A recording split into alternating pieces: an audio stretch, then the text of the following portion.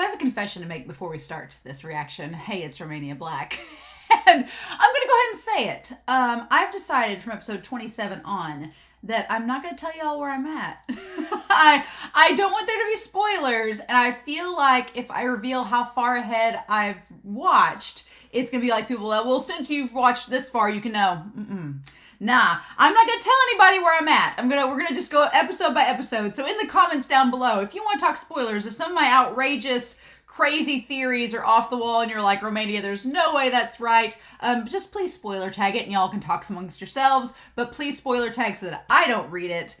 And then when we get to the very end of the series, then we can talk about, you know, all the things that I got wrong and right. So, but I decided, like, just to curb spoilers, I only want to talk episode by episode, because even in the Discord and Patreon, when I said I'd watched 34, 35, and 36, like, back to back, people were getting a little ahead of themselves. And I was like, whoa, I don't want to know anything about the manga. I don't want to know about what's filler, what's not filler. Let's not go there. So that's my little PSA before we start this. But yeah, I'm wearing black for the rest of the series because I'm mourning Elle, because I've gone through the 5 stages of grief and I've reached the acceptance phase, and it's just, I feel like I'm having a bad hangover, right? So, but what can we do? So I do have some notes. I'm going to go through some notes as we go.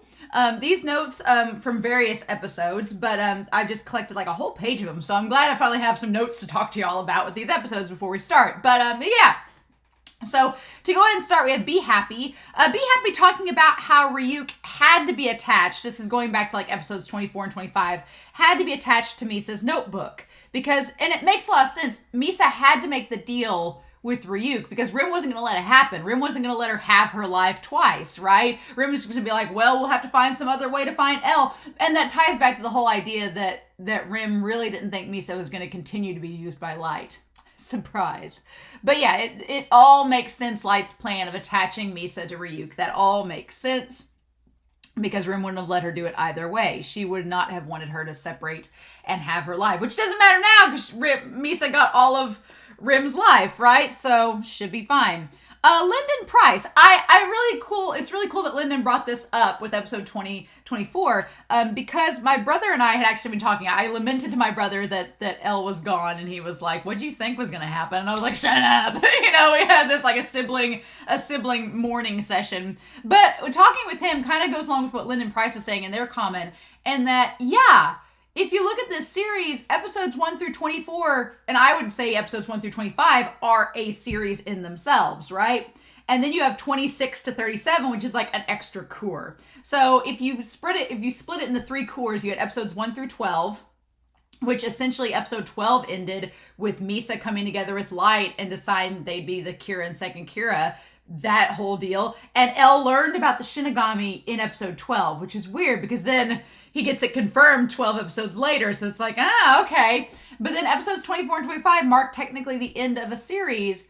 And then you have 26 through 37 that are like the extra cour that comes in at the end. And all my brother would say, my brother's been really good about not spoiling me. I've kind of sworn him to secrecy, but he likes to torture me. He just like takes a little knife and kind of digs it in. But I was like, I don't want to know. I was spouting out all my theories from the last episode.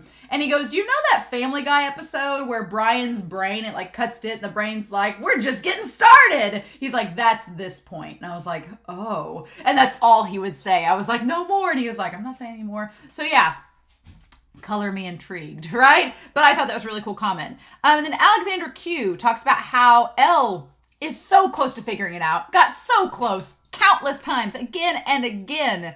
Was so close to figure out the entire situation with Kira. But it's just so sad. But I wondered if it was tied, basing on Alexander's comment. I'm like, is that tied to the puzzle the little kid had at the end of episode 26? The puzzle was missing 3 pieces. Has that kid been like making this entire puzzle representing how close Elle has been to solving the case? So close to perfection, and then it just stops and falls apart? I guess we're going to find out this episode, right? I'm really excited, right? And then Watari had a wealth of resources for Elle, which is so sad. But in the end, Elle only had like a white shirt and jeans. He had all this wealth at his disposal, but he used it all to solve crime. And there we go. He just wanted to be comfy, right? But I thought that was really interesting. And then going back to episode 23 and what I put in my notes here, having all of the stuff there with Tari being a master inventor. I want to make note, yeah, Alexander Q was talking about in episode 23 that Elle had like access to the mannequins and everything to catch Higuchi, and was like, isn't that weird that they just happen to have all this stuff on file? I'm like, well, now that we know that Watari was a master inventor, I guess it makes sense that they would have all these things. It had tons of patents, so there's no telling. And plus, you know, mannequins can kind of look like people if you put the right wig on them, so maybe there's something tied to that as well. And then the final comment that I had before going into this was from Herbert's, and I'm going to mispronounce it, so I apologize, but Herbatsiambrium talked about Terry Pratchett, and I don't know a lot about Terry Pratchett. I know from Discworld and like Hogfather. I watch Hogfather like every Christmas. I love that special, but I know about Discworld and the Grim Reaper and everything with there. But apparently that one of Terry Pratchett's books is called Witches Abroad, and they were relating it to how Light was questioning what a character would do with the Death Note. And there were two passages they point out that I was like, that's so this series. And one is saying, you can't go around building a better world for people. Only people can build a better world for people. Otherwise, it's just a cage. Yeah, I love that idea that you can't do it for everyone. Everyone has to do it for themselves. You can't go around, I mean, you're just putting people in a cage if you think that you're going to create this. And I think it applies, you know, if you're going to play devil's advocate, it could apply to, you know, the concept of justice itself. If you're going to do these overarching themes, I could see somebody making that comment, but I liken it more to Light. Light being like, I'm going to be the god of this new world and I'll reign supreme. It's like, Light, you can't control people's free will. I guess to an extent. I guess we'll see if that's tested, right? It's been 6 years. I guess we'll see, right? But I love that quote, otherwise it's just a cage. Like, you just made a cage. Like, they called it a dark era of Kira for a reason, right? And then there was a conversation in that same book from two powerful sisters. And one says, well, you'd have done the same. And the other one says, no, I'd thought the same, but I wouldn't have done it.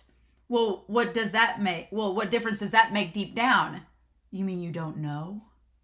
And it's like, oh, it's like there's a difference between thinking something and doing it, right? There's a difference between wanting to do something but recognizing whether you should or not. It's the Malcolm conversation from Jurassic Park. It's like, you had all the power, you could, but you didn't ever stop to question whether you should or not. And it's like, yeah, So I don't know. Rewatching too, the final thing I have before starting is rewatching the English dub of this episode. First of all, Brad Swain does a really good job as Light, but Miyano Mamoru is still like so good in just portraying that deadpan, like soulless, let's live together Misa quality. Brad's a little too lighthearted in the dub version of it for me, but I still like him a lot in it. But rewatching the dub, Elle is the one giving account of his investigation of Kira, and it seems like Light does erase the account.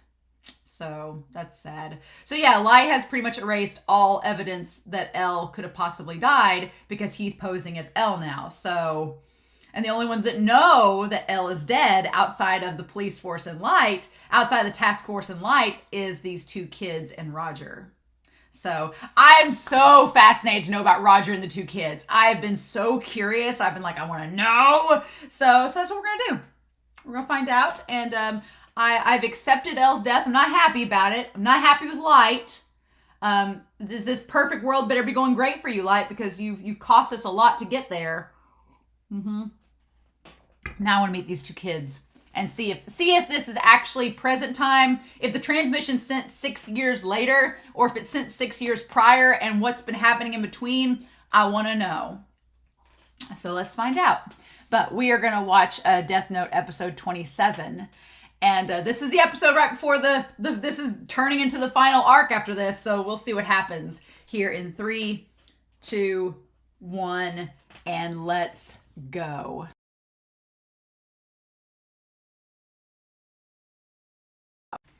In the words of Ryuk, we're having fun again, aren't we?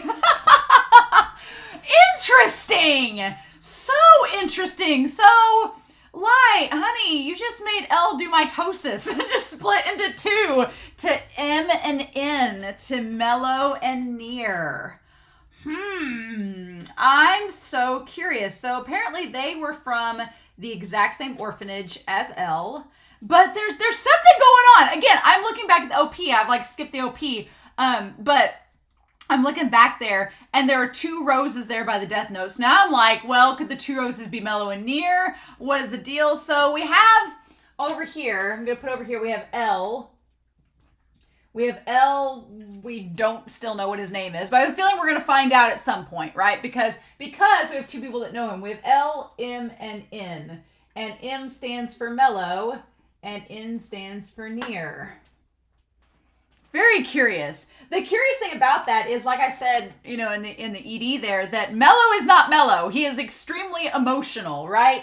So he is very emotional and easily riled up. And then Near is kind of detached, right? Near is more similar to L than Mello, right? He's more similar. He's detached and seems unemotional. I'm getting such Banana Fish vibes, if I'm being honest. And I know a lot of you probably have not watched or read Banana Fish. You should. It's an amazing series. But without spoiling anything, one, there are characters that show up near the 3rd act that are absolutely terrifying and you should be wary of.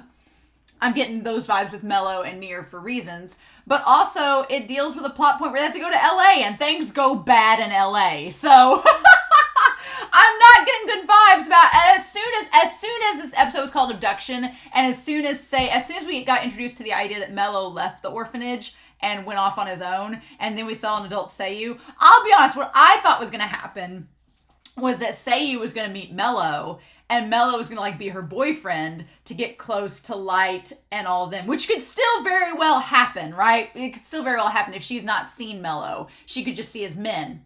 We don't know, right? But we need to talk about this episode because, yeah, things are still, 6 years have passed and things still aren't, you know, at this perfect world stage that Light's been going after. We got a lot of things to talk about, but yeah, getting to that, let's talk about here. So we have this big old library. So December 2007, right? So December 2007. Okay, so that's around the time that makes sense that L died. So we have, I'm going to put on here, 12 of 2007. We got the transmission. The transmission made it to old Roger here, where there's like, what did you say, Roger? And he says, say it again. And he looks very sad, and he says that L is dead. And yeah, Mello, we have Mello in the black shirt, and then, so even before, like, Near kind of has that same, Near has a very, I feel like Near's voice actor is a woman, so we don't know if Near is I'm assuming Near is a man, but it has like almost a female voice actress playing him, but it has like the white shirt like L, has like the leg up kind of like L a little bit, and it's playing with the puzzle. And Mello says, dead, why? And says, was it Kira? Did Kira kill him? Like, Mello is really upset about the fact that L has died. So L knew them, but we don't know, like, when L ever would have gone back to see them, or if they knew them when they were little kids. I mean, these guys look pretty young, right? So it's curious to know how they know L. Like, did Kira kill him? Is that it? And he says, probably. And he said that he would get Kira executed, but he was killed? So L told Eminem that he would kill or execute Kira. Okay. So at some point before leaving to Japan to go on the Kira case, he saw these 2 boys and told them that he was going to go execute Kira. Okay. And Mello's just like so freaked out about it. And he says, is that what you're saying? And he says, Mello. And then Near drops the puzzle and just erases it. This little blonde kid. If you can't beat the game, if you can't solve the puzzle. So, yeah, so Mello, look at this. Mello is clearly upset and panicked about L. The opposite of Mello. And N says that if you can't solve the puzzle, or win the game. If you can't do either of those things, he says, then you're a loser. Then you're nothing but a loser. Okay. So he's suggesting that L's just a loser. He's very detached, not emotionally invested, or at least he does not present himself to be emotionally invested. He is very far from being near to someone, right? So they are the exact opposite of their names. Interesting. And then Mello says, me or near, which one of us did L? And Mello's like desperate to know, and Near seems like he's non-concerned. And Roger says, neither one of you yet. He can't choose if he's dead. So clearly L picks a successor, right? So there's the idea that L would have chosen his replacement. Interesting, but he's dead, so he can't do it. Huh. Okay. So it's almost like Watari was making like this orphanage of all these detectives, and L is just the next in line, right? He's not, it's like you got the alphabet, you have A, B, C, D, E, F, G, H, I, J, K, L. So L's the 12th, I guess, in line from these detectives, these people that are like solving crimes and stuff, and it was either going to be Mello or Near that was next. I would assume it would be Mello, because if you're going by the alphabet, but he can't choose if he's dead, and Mello's just kind of freaked out about it. And he says, Mello, Near, how about the both of you work together? And then, here's the thing. They're suggested to work together, right? They're told to work together, and In is like, sure, sounds good. Very indifferent, detached, does not have a choice, does not care. But Mello doesn't want to work with him. Mello's like, that's impossible, Roger. You know that Near and I don't get along.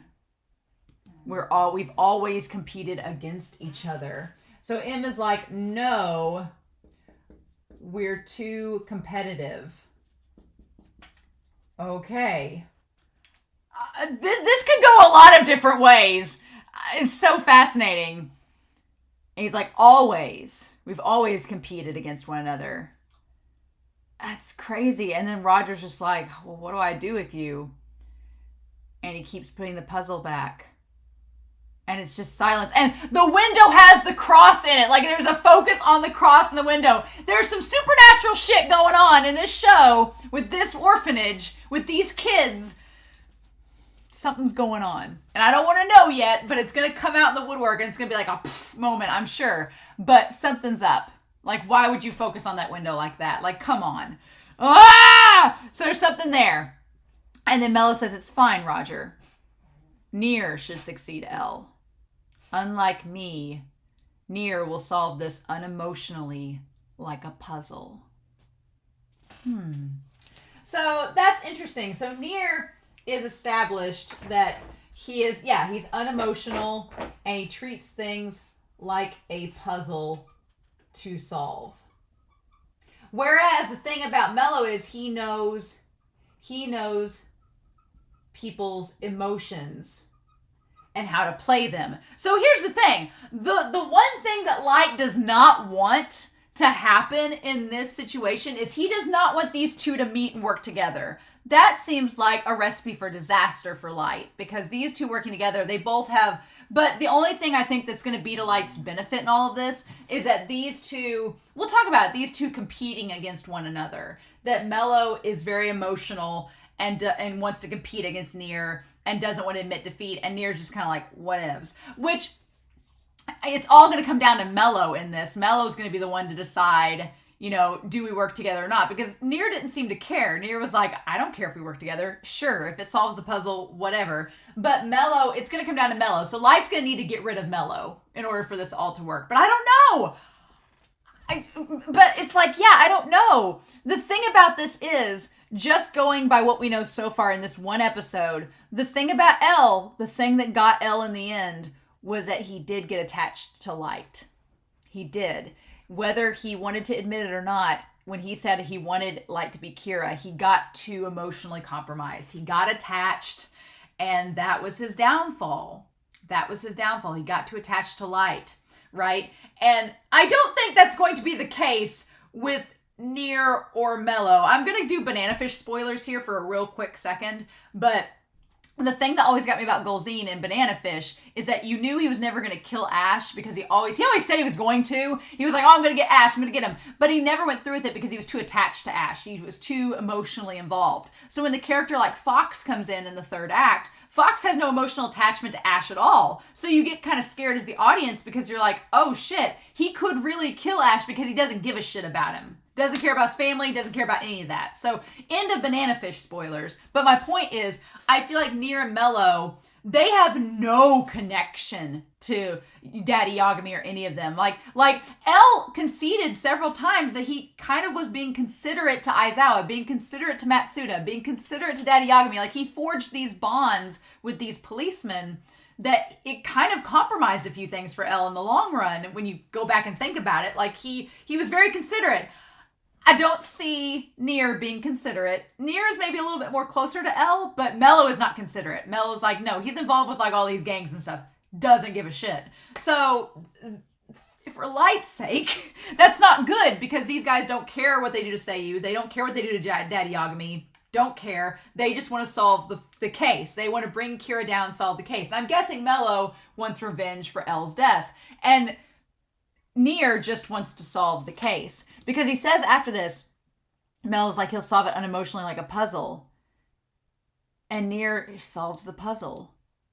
And Mello's like, I'm going to leave this institution. And Roger's like, Mello. He's like, I'm almost 15 anyway. So I guess, so he's 15. So that was in 2007. So this is 2012, so he's 20. So Mello is 20 in the present time. Okay. We get that established. We don't know how old Near is. Near does not look that old, but he says they've always competed, so he can't be that much younger. He says, I'll live my life my own way.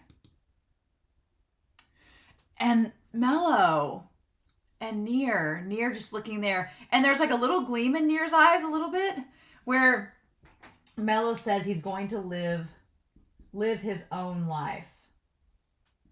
Okay. That he doesn't want to be in L's shadow. Okay. Which is fair. But Near, oh, interesting.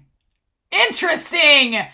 So fascinating. So we cut to a police officer who was in the vicinity when Higuchi was arrested. So March 5th, 2012. So this was before Light was accepted to the police academy. We got like a damn timeline going here. So we need to do the timeline real quick. All right. So we have at the end of 2000. So we have 2006.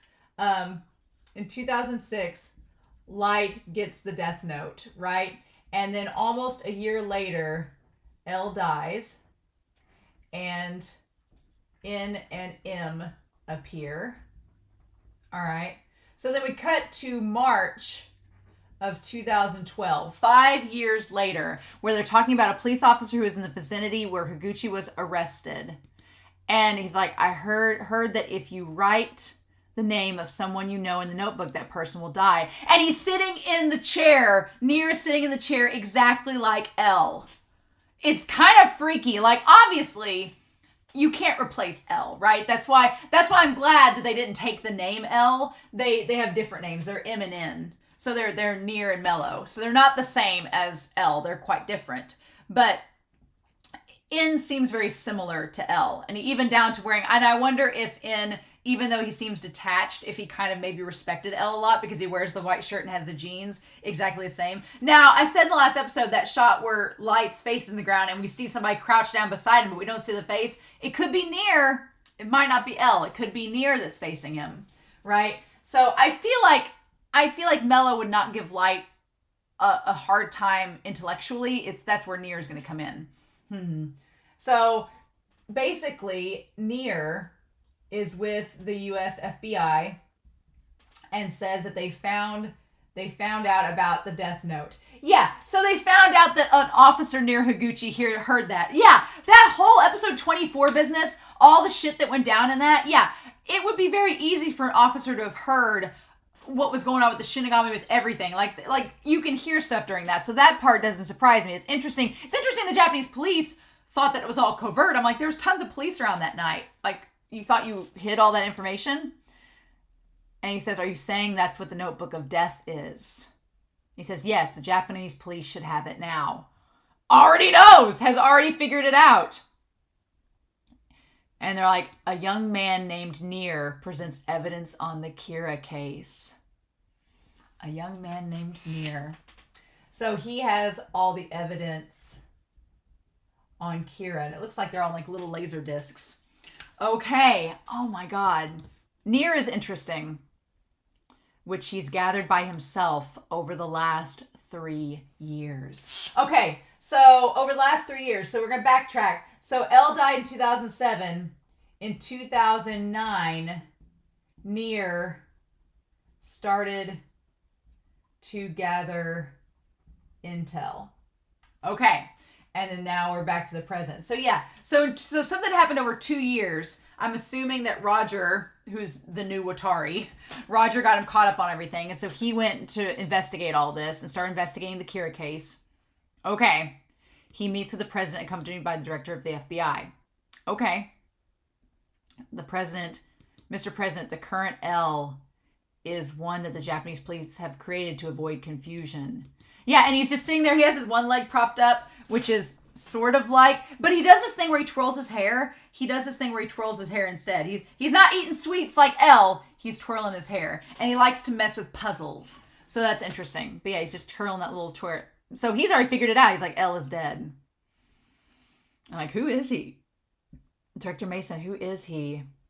Well, let's just say he's L's true successor. So that's so interesting. There's something about the succession of L and what that means. Something's up, right? But yeah, he looks very much like L. He has the white shirt, the jeans. He kind of has like a frog face like L a little bit, but he has his like hair like this. Interesting.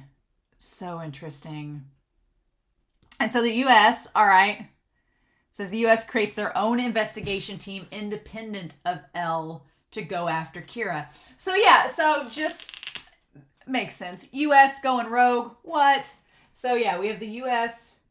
has a team that is secret to go after Kira on its own, which Near kind of tells Light about that, which is very curious, which means Light would have no idea about them.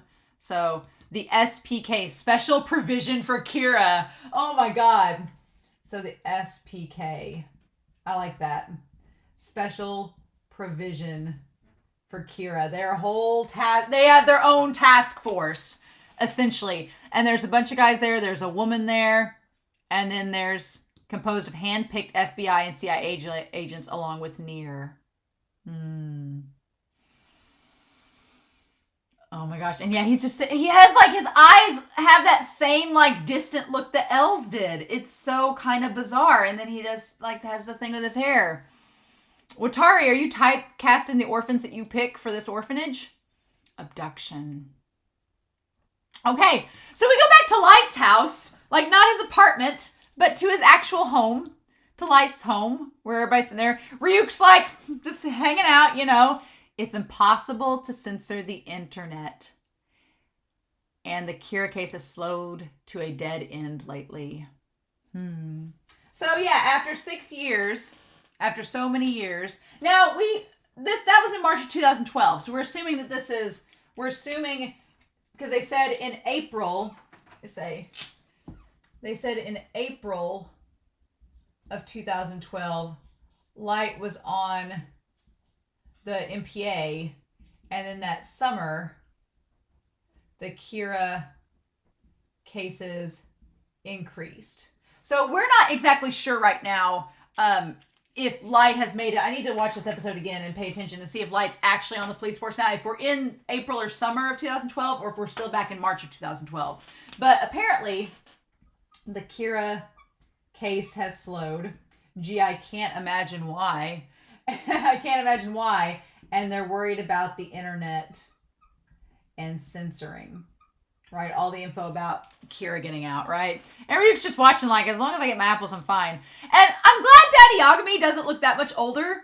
6 years. Still doesn't look too much older. Matsuda's cut his hair. He looks a little bit more like an adult, right? Maybe those who show people they want killed on the internet. Maybe those who want to show people who they want killed on the internet should be killed. Matsuda's like, his mentality in this is a little kind of freaky. So Matsuda says that if people want to die, they should. I'm like, that's a little dark there, Matsuda. What we doing, honey? And so he's like, but Kira gets some of his information from the internet, right? So he won't kill them. And Misa's just laughing like, you have no idea. Your idea is full of contradictions.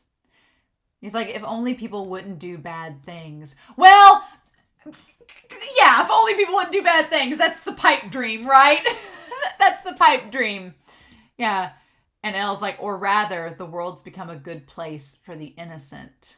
I like that Light's trying to spin it, right? Light's trying to spin everything in his favor to make it seem like he's done a good job, right? So Light makes the comment that the world has become a good place for the innocent. Well, now what about your sister that got kidnapped? She's pretty innocent. The world's not really a great place for her right now, is it? But yeah, Light's trying to spin this, and he just looks kind of dead-eyed as he says it too, right? Like he's annoyed. I suppose there are people who might believe that. Okay. And Ryuk just chuckles. Look who's talking. Yeah. So Light's like, well, I guess maybe the world's become a good place for the innocent, or some people think that. Ryuk's like, that's your whole MO, right? Interesting. He says, no, soon everyone will think in that way. So Light is convinced still that everyone will accept Kira eventually. Now he says soon. So that whole soon makes me think that maybe we've not gotten to April yet. Maybe we've not gotten to that point yet. That's what makes me think the whole soon thing. Soon everyone will think in that way. And then the mom's like, stop talking about Kira. Like she's just over it. And she's like, please stop, dear and Light. And Misa has lived with Light for 5 years. He looks like he could care less. And she struggled through that for 5 years. And then, yeah, Seiyu. Oh, she's so pretty. Like, Seiyu, she's grown up so much in the last 5 years. And then, yeah, Matsuda. My favorite part about this episode is that Seiyu comes in and she's so pretty and Matsuda, like, flirts. But the whole time, Daddy Yagami's, like, in the corner, like, are you flirting with my daughter? Really? Because Matsuda's, like, nearly 30 now, right? And she's what? She was, what, like, 14? So she's probably, like, 19. Like Matsuda, you're a little too old for her. I love it. And Misa points it out, like, just makes a chuckle. Ryuk in the background is animated ridiculous. I'm sorry. That animation on Ryuk is absolutely abhorrent. Why? Oh, my God. And she's like, I never got to propose or confess my love to her mom and dad. And I love that the mom, like, drops the plate. And she's like, well, you're wonderful, Matsuda. I love that the parents are like, Matsuda, you didn't have a snowball's chance in hell. I love it. And she's like, but you're just too old for me. Yeah. She's like, I might have considered going out with you if you were younger. And it's like, waka, waka, waka. Oh my God. And I love that Light's like, good one, Seiyu. I will give Light this. That was such a great older brother move where he's like, good one. Stay away from this idiot. Stay away from this baka. I love that Light does not approve Matsuda. Neither does Daddy Yagami. It is actually kind of amazing. I love it. It's like, she's more mature than Matsu. Yeah, she is. I just love Daddy Yagami is like, has his arms crossed, like staring at Matsuda. Like, really? Are you really were just hitting on my daughter right now, who's still a teenager? It's wonderful. There's a lot of good humor in this episode that I like a lot. And then I love that Misa's like, but Light, you haven't changed a bit. Like, he still hates you. The animation on Light's face is so good. Like, Misa, Light, I'm going to just put here, Light still does not like Misa. Girl, he is stringing you along just to use you. He does not care about you, girl. And she thinks it's endearing. She's like, you've not changed one bit. You're as wonderful as when I first met you. And he just looks like he'd rather be anywhere else. He looks like she's insulted him. And then I love that Seiyu is like, Light, you've already found a career. So this must be modern time. Yeah. You've already found a career. So stop just living together in secret and get married already. Yeah. Seiyu is saying what everybody's thinking. Seiyu's like, why aren't you just marrying her? Like, what's stopping you, right? And I love that Misa would love that. And she's like, that sounds good. And Light's like, God, no. I love that Ryuk's like, you going to actually do that? What an unfortunate and heartwarming family. Ryuk saying that line, what an unfortunate and heartwarming family. Now, do I think that Ryuk knows what's happening and is just not telling Light? No, not necessarily. But I like that Ryuk's like, man, it sucks that this is like this, because this family could be a nice, wholesome family, but not necessarily, right? But that's not going to happen, right? This episode, it's got me renewed in the Death Note. I'll be honest, I was feeling really sad about L's death, and I am still really sad about L's death because I don't think neither Mello nor Nier are L, nor should they be. They are their own characters. But I am so intrigued by the concept of what L's legacy is that he's left behind to Mello and Nier, and the relationship between Mello and Nier, that I'm very, very curious. I'm like, okay. So, and then, yeah, we have the idea where he's like, what is it, Aizawa? And the director of the MPA has been kidnapped. I love that Daddy Yagami has a way of just making everybody instantly on edge, right? Instantly on edge. I love it. I also love that Matsuda's invited to come over to the Yagami household. I like that Matsuda just joins them because he did have a relationship with Misa. She was his manager, so I like that we don't think we've seen L's apartment. Maybe we have here in a minute. But yeah, so he has the three of them go. And I like that Light has the suit. He has the gray suit. And just leaves Misa with the mom. I wonder if she still does her modeling career. So like a kidnapping by whom? Director Takemura of the MPA. I don't know by whom. As if the current situation with the Kira case wasn't enough. Yeah, Matsuda, no joke. And so then I love the dramatic shot of them dramatically getting out of the car and like running into the building. Like it's just such a police scene, right? The deputy director. And they said, I got the phone call at 6:12, 45 minutes ago. It was from the director's cell phone. So the curious thing about all of this is that the funny thing is that Nier did not kidnap the director. No. The scary thing about all this is it's Nier versus Mello, and both of them have the goal to kill Kira. So it's like Light's gonna have to face not only one person trying to kill him, but two now. Now, obviously, I think that I don't see Mello as being the thing about Mello that's interesting is Mello's smart, and he kind of doesn't give a shit. So he's like, if I kill these people, don't care. Whereas Nier seems a bit more cautious and a bit more like L, right? So they're both trying to get Kira. Which, you know what I just realized?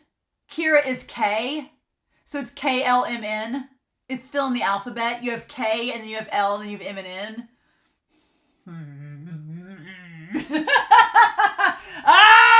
Right? So, but yeah.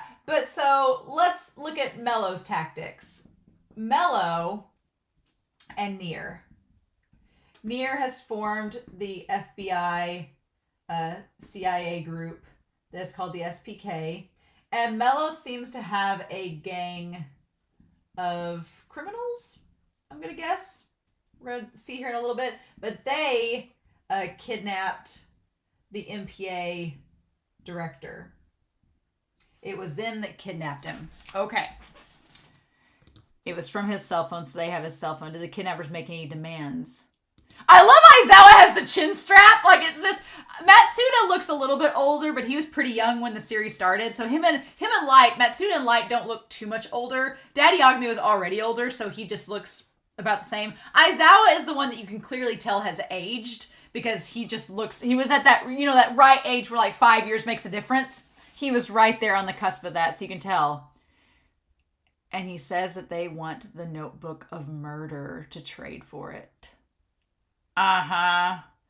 And Light's like, wait, who? For what purpose? Why do they want it? They're like, do you suppose it's Kira? And they're like, well, if the existence of the Death Note was leaked, then countless people would want it.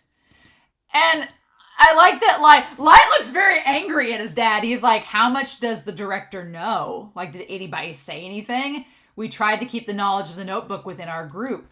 But I'm like, Light, you guys, the funny thing about all of this, the hilarious thing about all of this is that the knowledge of the notebook, none of them told anyone. It was a random police officer the night that Light came back. It was during a moment that Light could not have anticipated or planned on.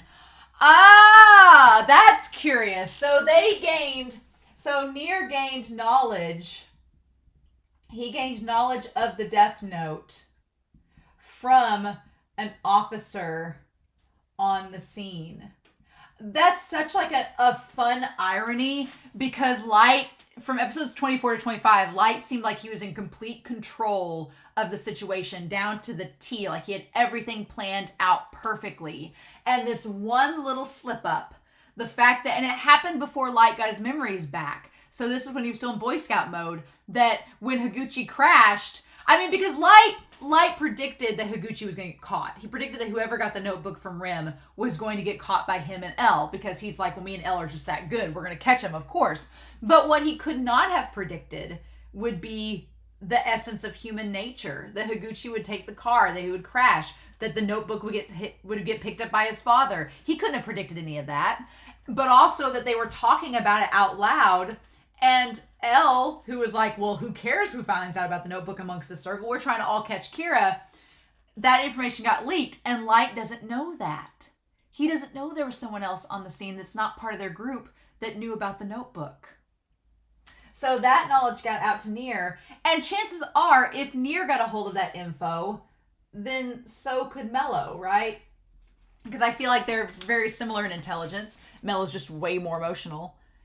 He's like, that's right, we never discussed it with the director. But that's the funny thing. It's like they're all trying to pick each other of who's responsible when it's none of them. That's so good. And Light is like, the existence of the Death Note. Someone knows that the MPA has it and they've come to take it. Yes. Uh-huh. And he's like, we'll notify the Bureau of the MPA only about the director's kidnapping. Don't tell them about the Death Note. And Light, Okay, Light's like, what do I do? I want to make note. I kind of freaked out in the reaction, but Daddy Yagami has the Gendo pose from Neon Genesis Evangelion. He has the Gendo pose. It's so good. I'm so glad I watched Neon Genesis before the show, because it's wonderful. He has the Gendo pose. Hell yes. And then he's waiting for that phone call. He says a call from the perpetrator. There's someone who wants to meet Director Takemura. So here's the funny thing. Nier had no clue he'd been kidnapped. So Nier has been trying to investigate and find the notebook. So they were going to try to get a hold of the director to gather more intel about the notebook. And then they unwittingly get drug into this. Right? And so then the McEnroe guy, John McEnroe, comes with the FBI. It's an alias, of course. And he's like, what I'm doing here concerns Kira. He's like, please forgive me. And they're like, Kira? They're like, of all times! He says, the director's out at the moment. And the guy said, if it's all right, I'll listen to what you have to say. And he says, well, fine, that's fine. So yeah, because they don't care. They don't care the director's gone. They're after information about Kira. But he's like, excuse me for getting straight to the point, but the Japanese police are unreliable. I was like, this is the greatest thing, because, yeah, they're unreliable because Light's puppeteering them along on a string. So yeah, this is the thing. Now we're getting involved people who are outside of this merry little crew that are like, y'all are sucking at your job. 5 years have passed. You haven't found Kira. Time to step up your game and bring in some outside forces. That was the thing with Elle, was that Elle had gotten so attached to their task force that he was like, no, we can solve this. We got this. We got this. And he tried to bring in Wheatie and you know, now I can't think of his name, Ryber. Oh my God, Iber. There we go. He died last episode. I should remember him. So he brought in those people, but they were criminals. They weren't actually a task force from outside the agency.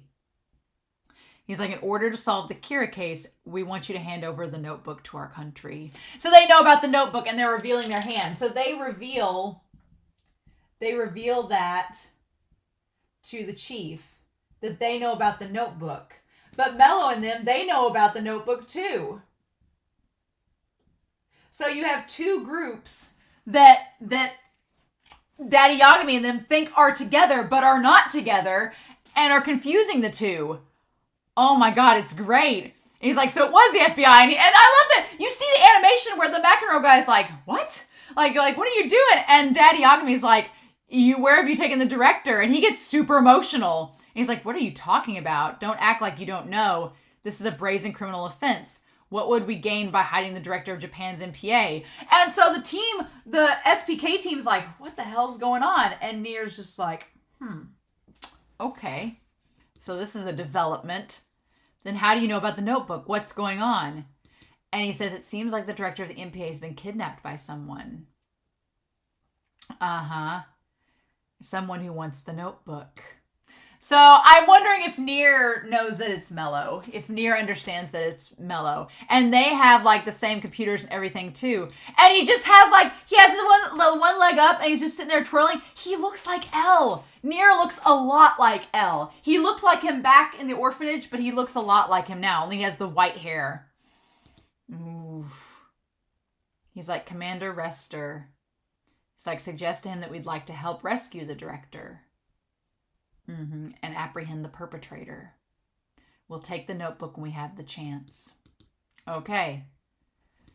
And so his eyes are just that black, like soulless eyes that Elle had. So I'm like, is something inherited? Do you sell your soul when you inherit Elle's responsibility? Because he has the same dead-eyed look, and I don't know if they're, are they brothers even? Maybe they're brothers. I don't know. That's interesting. It could be that Nier is related to Elle. They look very similar, so they could be related. I don't know. But Elle was obviously older. Interesting. I'm like, or they're Elle's kids. I don't think that's the case. No, I don't think Elle's ever had sex. But he's like, these are your orders. But they're so similar.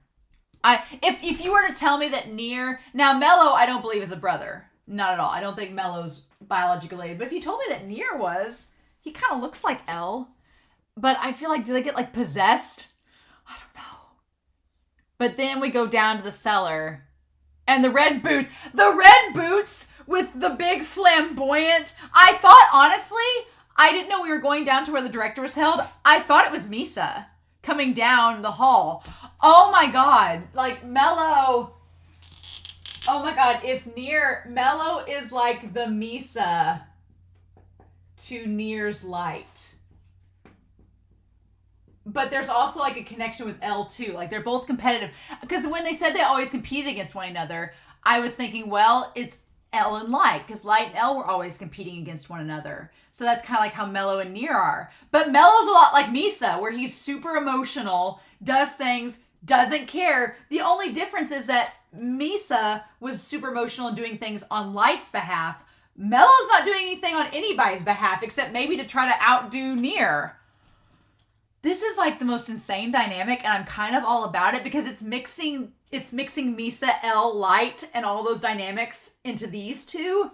But yeah, Mello is super diva, like with the big flamboyant boa feathers on his jacket. Yeah, like he just looks like a bird. But he's eating the chocolate. He's eating the candy, the sweets. Oh, and that big chocolate bar. Oh. And and his eyes look kind of crazy, right? Oh, so Roger wanted them to work together, right? Because you have Nier, who likes the puzzles and is kind of obsessive. He seems a little OCD with some of his actions. But then Mello has the thing for sweets and eating the candy. So it's like M and N together are like L. Together they're very like L, but separated, they're two different entities. What? Oh my God. Oh my God. He's like, did he say anything? It says the Japanese police are so afraid of Kira that the only ones who were working with L were Yagami, Mogi, and Matsuda. So they left Aizawa out of it. All right. Good. Aizawa's left out of it. Okay. Toda Matsuda. Isn't that right? He says, yeah. There was another one called Okita, but he died. Even though you were the director of the MPA, you didn't know about the notebook. They're like, you were in charge of them, but you didn't even know about it. And they're like, they say the Japanese police really suck. And so then, yeah, him showing up with like the gloves in there.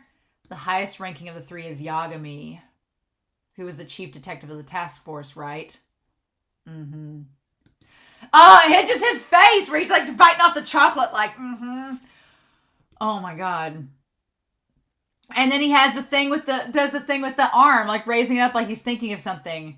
I think there are two notebooks. Kira has one and the MPA has the other, which is exactly right. Li has one of the notebooks and then Daddy Yagami has the other one. Okay. So, and then he has the fist. We'll take both. All right. There's no mistake if Mello says so. Ooh, so it has that same like L vibe, like it's right because he says so. So he's deduced that there are two notebooks. And he knows exactly where they are. Like, Mello's not dumb. He's emotional, but he's smart. Okay. Has he ever been wrong since he joined us a year and a half ago? Okay, so then we get more with the timeline here. That back in 2000, so in 2009, Nier started his investigation. And in 2010, or it says a year and a half ago, so 2010 to 2011-ish, right around the middle of 2010, that's when Mello started his thing. So they've been on each other's tails. Interesting. Okay. Curious. But why is the guy who brought us the head of the mafia boss, Kira, why is the guy who brought us the head of the mafia boss, Kira couldn't kill? So fixated on the notebook. So, like, let me go back on that. Yeah, why does he want the notebook? So, interesting. So, what'd they just say about him? They just said something about him. Why is the guy who brought us the head of a mafia boss that Kira couldn't kill? Oh, okay, so this guy helped them bring him a mafia boss head. Okay, why is he so interested in the notebook? Okay, so that's how he wormed his way in. Okay. I don't just want the notebook. I want to kill everyone who stands in my way and be number one.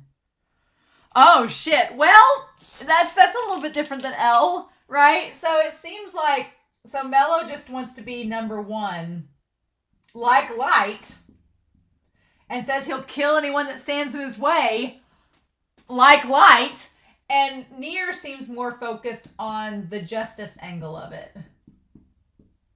So yeah, there's a lot, it's like a Venn diagram going on here, right? Because Mello has that ego like Light, but he has that emotionality like Misa. And Nier has that like kind of detached like intellectualism like both L and Light. They're very, very curious. And his eyes just looking upward by whatever means necessary before Nier does. So, okay, so they wanted to execute. So that's a good question. Okay, so does he wants to become Kira, maybe Mello does, or he wants to stop Kira before Nier can stop him? He's just that fixated on it. Yeah, he's definitely the one in the OP. Both of them are. And then we get like the creepy bird flying away that's not in any way, shape, or form ominous. So, okay, we have... This is so creepy where we have Light in front of a mirror at the end of a hallway. At the bookshelves there. Just staring at himself. That's not symbolic of Light having to look in the mirror and be like, okay, what are you going to do? And God. And then him raising the pen. Okay. So this part was curious because I feel like this one rule, it says if you write die of accident for the cause of death, the victim will die from natural accident after 6 minutes and 40 seconds from the time of writing it. I thought we already established that rule. I thought that that was one of the earlier ones we established. Why are we repeating it? Even though only one name is written in the death note, if it influences and causes other humans that are not written in it to die, the victim's cause of death will be a heart attack. Okay. So, okay, even though only one name is written in the death note, if it influences and causes the humans that are not written in it to die, the victim's cause of death will be a heart attack. I guess that if no matter what you do, if someone else dies because of it, it's going to change. Interesting. It's an odd rule. Okay. So, yeah. So then we go back to the fact, and I love that we just have, like, he's just sitting there eating the chocolate, looking all badass in his leather, and he says, boss. And he's like, what is it? Be quiet. Eddie and I were just talking, and Takemura hung himself with his necktie.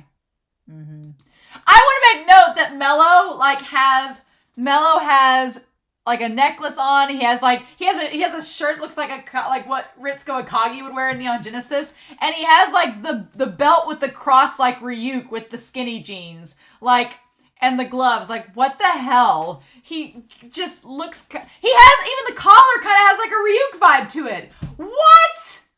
Wait, what? What? Like his whole outfit. I said it looked like Misa, but his outfit is kind of like Ryuk's.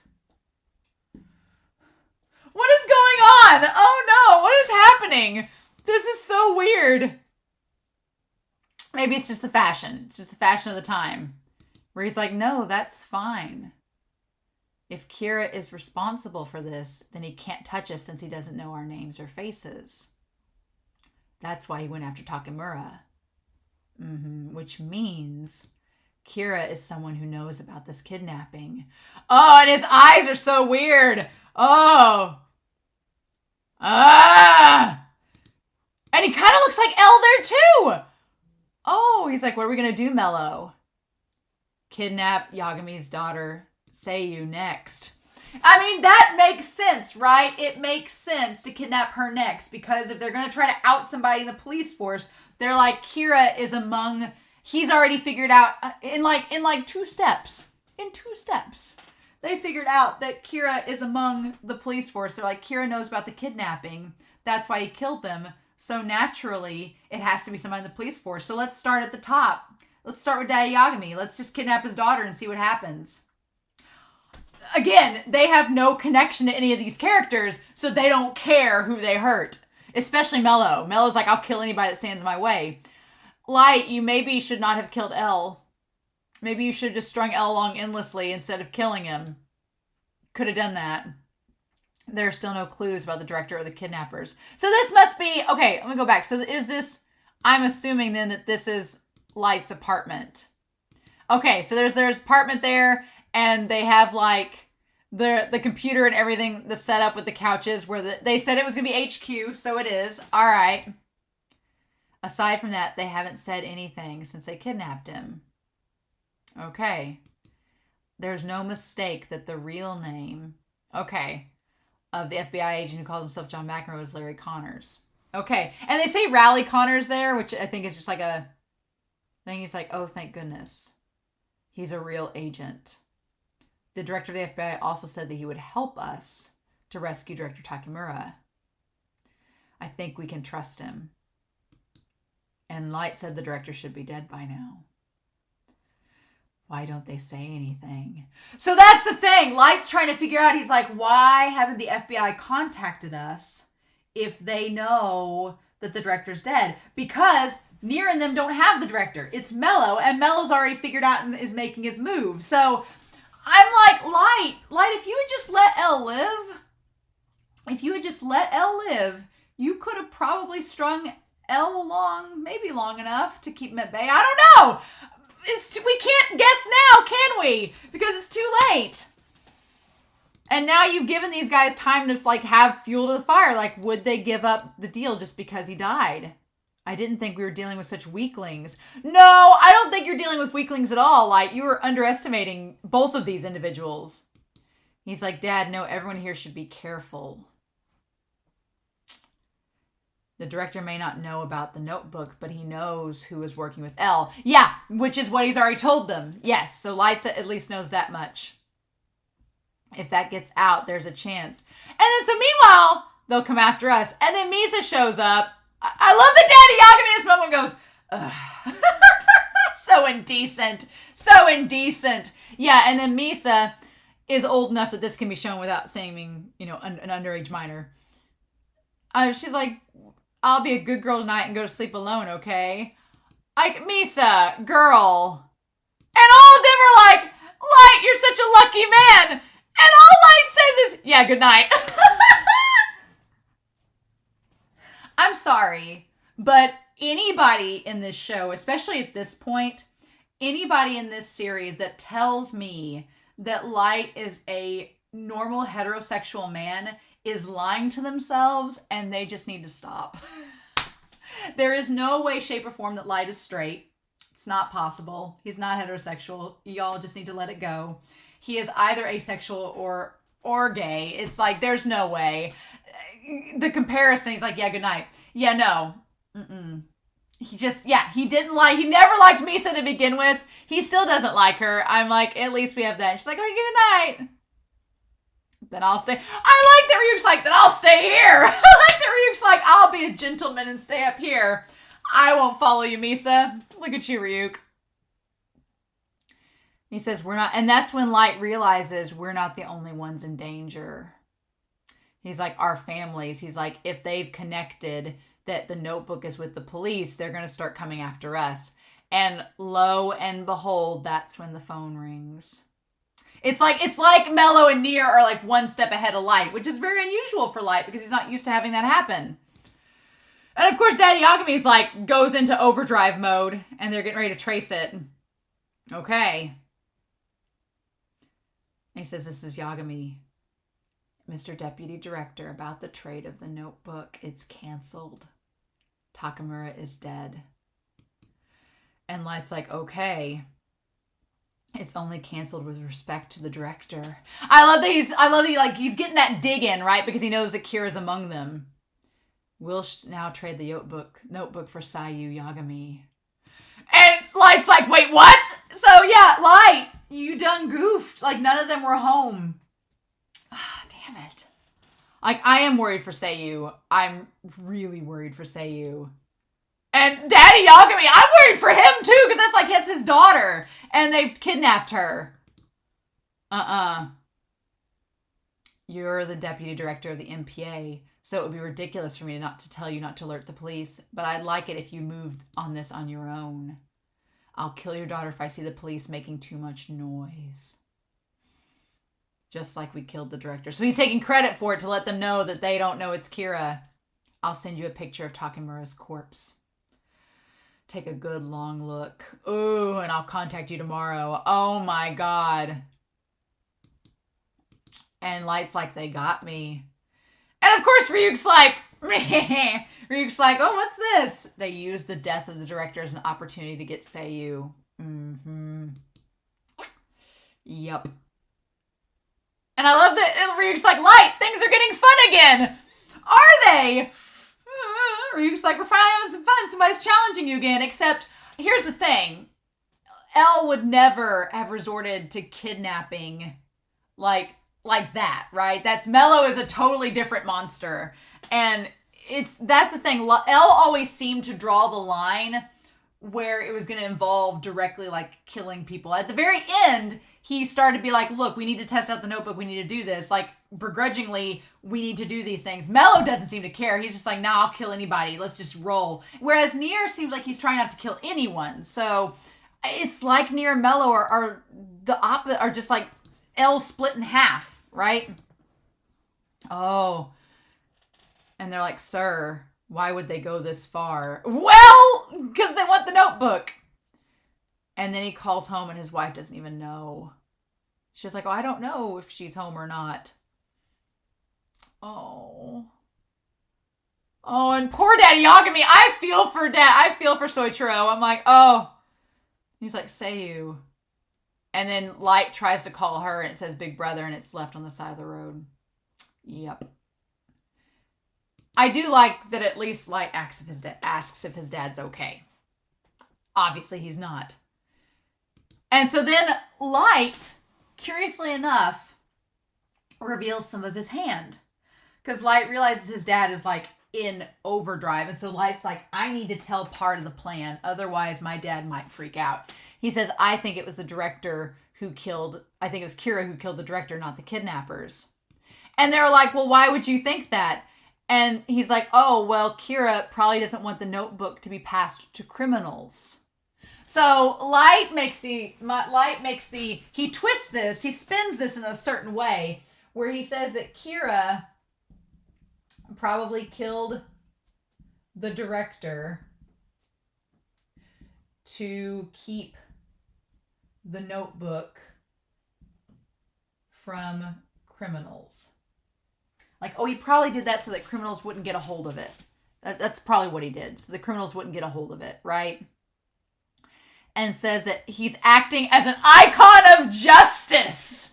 Yeah, as an icon of justice, which is so curious that now Light can say these things in public. Like, the Kira case has gone on for so long, and people's minds have kind of been altered along the way, and Light is trying to push this view that Kira's the way to go, against all odds, as they're still working on the case about it, that he's like, no, Kira's acting as an icon of justice.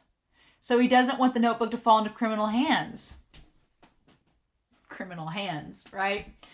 It's funny because it's like if this person kills someone else, then they're a criminal, but if Light kills them, it's totally fine. I know there's more to it. I know people in the comments will be like, but they're criminals, they killed innocent people. And I'm like, yeah, but murder is murder. It's Elle saying an eye for an eye, right? An eye for an eye and the world goes blind. So, whatever. If Kira killed the director, then it's possible he has methods to obtain the information from within the police department. He's basically kind of outing himself in a way, but trying to frame it in a way that doesn't make himself seem suspicious. He's like, Kira could have has a way to gather intel inside the police department. And Elle is rolling in his grave right now because Elle's like, yeah, he has a way to gather intel because it's you. like Elle is spinning in his grave right now because he's like, how would he gather the intel? How would he do that? Like, explain yourself. And they're all just like, it's best if we were the only ones to investigate. So he's saying that Kira probably has a way to find intel within the NPA, so we need to only us investigate so that Kira doesn't find out. But I'm like, Light is trying to make it seem like there's still like a secret group. He's like, don't worry, we're the only ones outside that have knowledge about the notebook. Kira doesn't have it, even though he's gathering intel somehow from the police force. I'm like, if any of these guys were on the same level as Elle, they would make some logical jumps and realize that there's some BS that's not being spilt there, and realize that Light is kind of a roundabout way saying that Kira is within the police force. But these guys don't question it, right? And Light knows they're not going to question it. So if not, Kira will try to kill the hostage again. He leads them to believe the idea that we can't let the other police force know, because if Kira's part of it, he'll kill the hostage once he finds out. The funny thing is Kira knows about it, and I don't know. What are they going to do? What are you going to do, Light? They got your sister. How are you going to work yourself out of this, huh? What are you going to do? Ooh. And he's like, that's right. And Ryuk's just laughing like, you spin so many lies. Light just keeps lying. He just keeps spinning the web. He's digging the grave deeper and deeper and deeper. And Ryuk's just laughing like it's all catching up with you. But maybe not. And so then the matchsticks. Yeah, the matchsticks, the towers. There's been the last several episodes, a lot of references to towers, right? The tower that L had Watari get for them. The towers that him and Light were represented on in the first OP. The tower that we see Light descending in both the OP and the ED for this version. The tower of sweet cream cartons that L had made. Now we have the tower of matches that Nier makes. Okay? So yeah, Light just keeps lying to kind of dig himself out of it, and they say Nier, the kidnapped director of the Japanese MPA, was killed. And he's like, by whom? By whom? And they're like, it would be interesting if it was Kira. I like that the one guy, he's like, well, it'd be interesting if it was Kira that did it. Like, they're figuring out as well. And he's like, that's true. They can't get the notebook if their hostage is dead. It's a very L way to say it. Also, if it was Kira, I can narrow down the suspects. Yeah, all right. And so he says, by the way, Commander Rester, have you tracked his whereabouts? We're sure they left the institution 4 years ago, as you said. But we don't know anything else after that. Then it's decided. And so we have these matchsticks. Mello, you always overlook the most important things because you become too emotional. Oh, so he knows that Mello overlooks because he gets too emotional. All right, and he has those matchsticks left. Out of curiosity, he has 1, 2, 3, 4, 5, 6, 7, 8.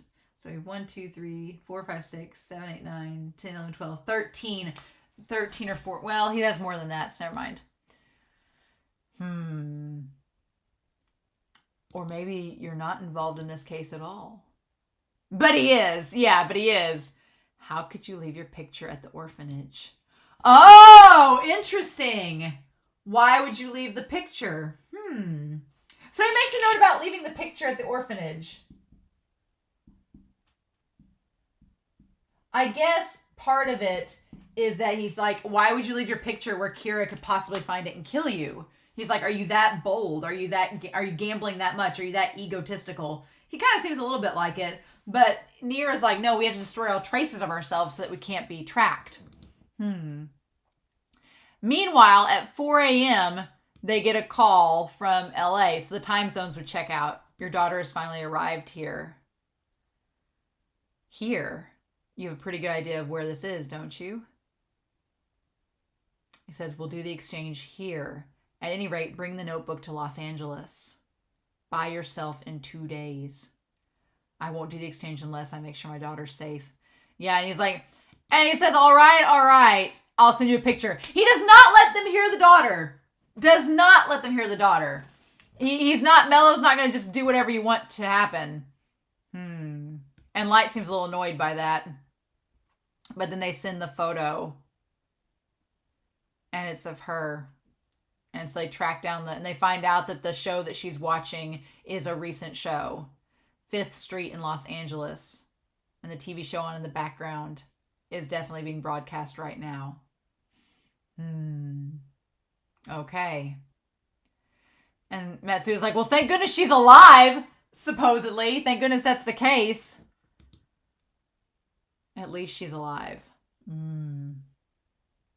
But the dad... And he's like, I'm taking the notebook to Los Angeles as the deputy director of the MPA and as Sayu Yagami's father. That action, that speaks volumes for him. Yes, that's absolutely right. That's what he would do. He'd be like, I'm going to take the notebook to them because that's my daughter and it's personal. He's like, I have to get her back.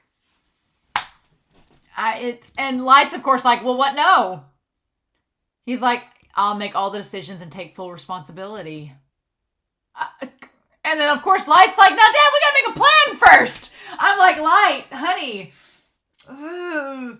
He's like, we need to make a plan. We can't just, because here's the thing, yeah, Light, them getting the notebook would be like, no, that's the last thing we want to happen.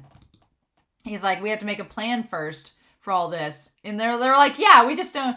He's like, but I have to be in Los Angeles within 2 days. We have no time. Light, I will say this, the animation on Light's face, before we get the close-up of him, he just looks so annoyed at his dad. The animation's still a little wonky in this episode. It's fine. But there's a few shots that I'm like, oh, oof. And that's one of them where just Light looks like so pissed. But he's like, we have no time. So yeah, Mello is all about playing emotions, which is kind of ironic because he's extremely emotional, but he's playing their emotions at the same time. Whereas Nier seems more cautious and trepidatious, right? Nier seems more like, let's not rush into things. Let's take our time. And they would be a very deadly combination together. But Light being like, well, shit. And so then here's the thing, too. Nier sucks at darts. I love that I can relate to Nier. He's a little bit endearing. He sucks at darts. He's like, you're saying that Kira who killed Takemura. Interesting. And he's like, and not the kidnappers. He's like, I'm saying it's a possibility. So if so, it means Kira gained information from the Japanese police department. Yes. What Light told them. Yes. Mm-hmm. And he does it at the dartboard again. Oh. And then they find out that this is L. So the curious thing in all of this, again, what's curious about this is that Nier, like we talked about Mello kind of being a little bit like L, a little bit like Misa, a little bit like Light. And then Nier, I don't really see the Misa angle with Nier, but Nier is a little bit like L. He's not as particular or precise as L, but he's a little bit like Light. Because he was talking about how he figures out about Kira getting the information from the police department, which is exactly what Light told his father and them. So that's curious, right? And so he says, this is L, the current one. And he's like, I've heard what Agent John McEnroe, no, Larry Connor said to say from Deputy Director Yagami. Will you help us with the MPA Director Takamura's murder investigation? And so Nier has like a little voice amplifier too. And he says, well, and he says, the phone, please. He asks for it the same way that L does. He says, phone, please. Now, curiously, with the dart in his hand. And so then he puts the phone next to the amplifier, right? And says, nice to meet you, L number 2. As he's doing like the hair flip, and no one else but them knows that Light's dead. And he's like, wait, what? Oh my God, that was just the visual. He's like, excuse me? Number 2? What do you mean by that? And everybody's like, from beyond the grave, who are you? And he says, it's useless to try and hide it. We are a new organization, the SPK. And he just comes out and says it. Established to capture Kira without the help of L. And he's like, 7 of our top members know of L's death. And he's like, from who? From where? He's like, how do they know? Because that's the thing. The only ones that Light thinks knows about L's death are among them. So now it's like, it's planting that seed of how does he know? Who told of our group? Did anybody tell? How could he have found out? What's going on? So it's just planting that little seed of doubt, right? From where? And he's like, and I'm at the center of the SBK. Let's see. Call me in. And he does the same thing with the hair, yeah. And Light's like, is he joking? Like, I will give Light this. He almost seems to get mad on L's behalf, right? Now you could look at it 2 ways. You could say he's getting mad on L's behalf because someone's trying to imitate L. And out of respect of the dead, he's like, you're not L, what are you doing? You could also say it's like an egotistical blow to Light because Light's pretending to be L and he's like, you're not L. Like, you could see it that way. Could be either way, right? But I love this. And this looks straight out of the manga. What is this strange feeling? So, what's curious in all of this is that the image that we get, it looks straight out of the manga, but the image that we get is of Light with the phone, and behind him is L, but on either side of L is chains, like red bloody chains, and there's two beings, two shadows coming on either side, which I'm assuming are Near and Mello, and what he's chained to. So what is going on? Oh my gosh. Like there's something's amiss.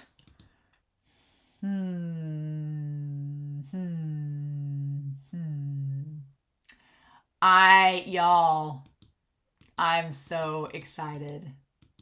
I was really worried. I didn't know what to think of these two kids, these precocious children, but Mello and Near, the concept that Light, because here's the confusing thing, is that, yeah, if they were working together, you could argue that they could work together and overpower Light because they'd be combining their talents. But I almost think that it's almost better for their sake against Light that they're not working together because they don't know each other's actions. So Light is now having to predict the actions of one person as well as another that have the same goal but are not connected. So, and are both like L levels of intelligent, apparently. Maybe not quite on L's level, but close. Especially Near. He's near L's level. And then Mello has two L's in his name, so it's like all the connections, right? Oh my god. Oh my god. I love it. I absolutely love it. It's great. So yeah, no big deal. No big deal. But I'm very curious to know your thoughts down below. What you're thinking. Please no spoilers. Please no hints, no clues. Don't confirm my theories. Don't try to give me info about them. We'll get to it when we get to it. I love the mystery of this, the mystery of these two boys and what all they're bringing to the table. I'm all about it. It's great. I just, yeah, I'm all about it. I am all for these two guys adding chaos to the mix, right? And being all this weird representation of all of them all combined. I miss L dearly, but if I have to cope and deal with L being gone, I would much rather someone give Light... I would rather watch someone give Light a hard time. And if it can't be L, damn it, then I'll settle for Near and Mello right now because they're just kind of chaotic. And it's chaos, and I like my Death Note with a shot of chaos, so we'll see what happens. But I'm curious to know your thoughts down below, but I hope you all have a wonderful week. Please stay safe, take care, and yeah, I'll be back very soon with Death Note episode 28. We're officially, this is now we're leaving the third stage, and we're entering the final act of the series. We've set up Mello and Near, and now we gotta let the chess pieces fall. Pray for Seiyu and Soichiro. That's all I'm gonna say, but I'll see you all next week. Bye.